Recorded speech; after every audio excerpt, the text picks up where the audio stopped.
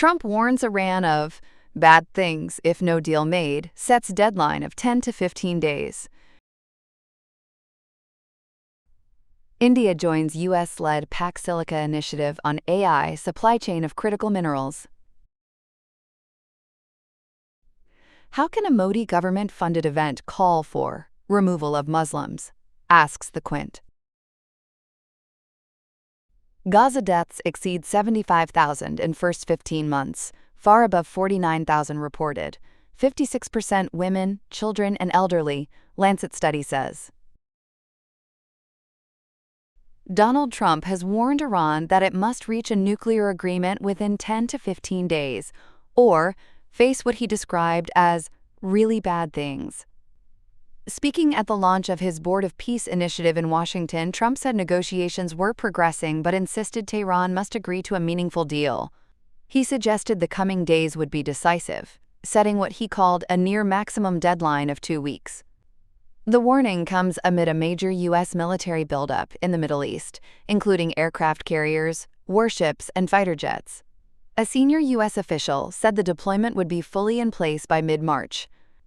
Iran responded with a letter to Antonio Guterres, stating it does not seek war but would respond, quote, decisively and proportionately to any military aggression. Tehran warned that U.S. bases and assets in the region would become legitimate targets if attacked. Earlier this week, U.S. and Iranian negotiators met in Geneva. Iranian Foreign Minister Abbas Araghchi said both sides agreed on guiding principles, though Washington maintained significant differences remain. Trump reiterated that Iran cannot be allowed to obtain a nuclear weapon, saying peace in the Middle East depends on it. The United States is demanding that Iran halt uranium enrichment entirely and curb its missile program, conditions Tehran has called unacceptable beyond the nuclear file. Tensions have pushed oil prices higher, while Russia has urged restraint, warning of the risk of escalation. With diplomacy ongoing and military forces on standby, the region faces a critical 2-week window that could shape the next phase of the standoff. India has officially joined Pac Silica, a U.S.-led strategic alliance focused on strengthening supply chains for critical minerals and artificial intelligence. The agreement was signed at the AI Impact Summit in New Delhi, attended by Indian Railways Minister Ashwini Vaishnaw and U.S. Under-Secretary of State for Economic Affairs Jacob Hellberg. Pac Silica brings together countries including Australia, Japan, Israel, South Korea, Singapore, Qatar, the United Arab Emirates, the United Kingdom, and Greece. The coalition aims to build a secure and resilient ecosystem spanning raw materials, semiconductors, and AI infrastructure. U.S. Ambassador to India Sergio Gore described India's entry as significant for shaping the 21st century's economic and technological order. Vaishnaw said the partnership would boost India's growing electronics and semiconductor sectors, noting that multiple semiconductor plants are already underway and commercial production is expected to begin soon. Hellberg said the initiative reflects a broader push among partner nations to strengthen cooperation in emerging technologies and reduce vulnerabilities in global supply chains. India's move comes as New Delhi and Washington work to finalize a trade agreement and deepen strategic ties following recent tariff disputes.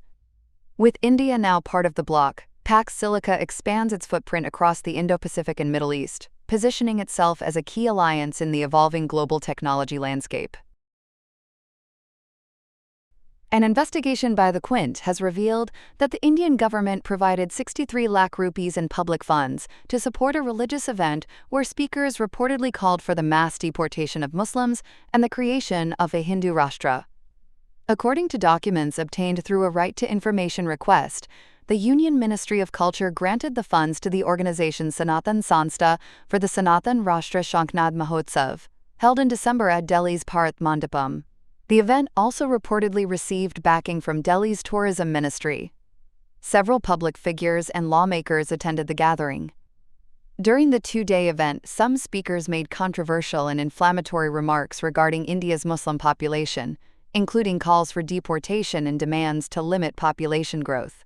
Other statements reportedly encouraged religious conversions and advocated transforming India into a Hindu nation. The Culture Ministry has confirmed the funding. However, Delhi's tourism ministry has not yet responded to queries regarding its involvement. Journalists involved in the investigation have raised constitutional and ethical concerns, questioning the use of taxpayer money for an event where rhetoric allegedly targeted a minority community and challenged India's secular framework.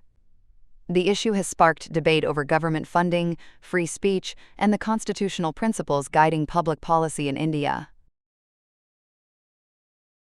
A new peer-reviewed study published in The Lancet Global Health estimates that more than 75,000 Palestinians were killed during the first 15 months of Israel's military campaign in Gaza, a figure significantly higher than the 49,000 deaths reported at the time by Gaza's health ministry. According to the study, women, children, and the elderly made up more than 56% of those killed. Researchers say this demographic breakdown closely matches earlier reports from Gaza health authorities. The research was conducted by the Palestinian Center for Policy and Survey Research and led by Professor Michael Spackett of Royal Holloway, University of London. It is described as the first independent population-based mortality survey carried out inside Gaza during the conflict. The study surveyed 2,000 households across the territory through face-to-face interviews conducted over 7 days, starting December 30, 2024. Researchers estimate that by early January 2025, between 3 and 4% of Gaza's total population had died as a result of violence, with additional deaths caused indirectly by the war. The United Nations has long considered Gaza Health Ministry figures generally reliable, though Israel has questioned those numbers, citing Hamas control of the ministry. However, the new analysis suggests the official death toll may have significantly undercounted fatalities, potentially by as much as 40%. In addition to an estimated 200 violent deaths, researchers calculated approximately 300 nonviolent deaths during the same period, attributed to disease, untreated medical conditions, and other indirect consequences of the conflict.